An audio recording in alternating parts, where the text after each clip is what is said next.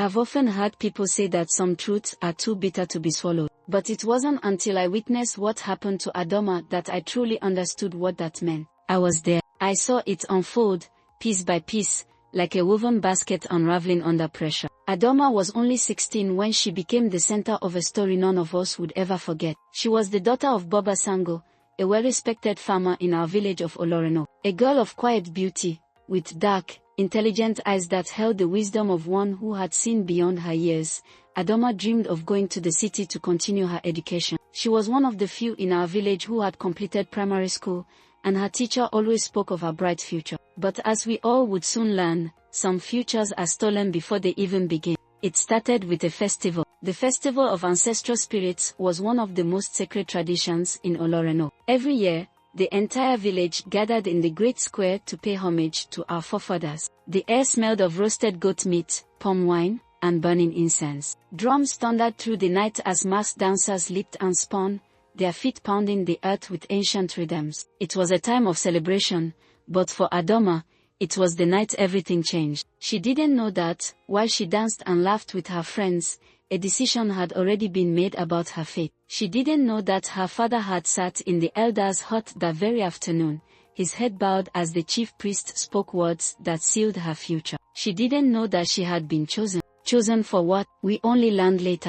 The next morning, while the village still lay in slumber, a group of men arrived at Baba Sango's compound. They were dressed in red and black robes, their faces painted in patterns that marked them as emissaries of the gods. They carried a bundle of white cloth, a bowl of kola nuts, and a gourd of palm wine, offerings of betrothal. It was then that Adama was told the truth. You have been chosen as the wife of the gods, her father said, his voice heavy with something that sounded like sorrow. The wife of the gods, a living sacrifice, a girl given in marriage to the spirit of the land, never to know the touch of a mortal man. She would be taken to the shrine, where she would live under the watchful eyes of the priest, serving until her last breath. Adama's cries pierced the morning air, waking the villagers from their sleep. Her mother clutched at her wrapper, wailing as if she had lost a child. Neighbors gathered, whispering among themselves, but none dared to interfere. The choice had been made. To question it was to question the gods themselves. I stood in the crowd,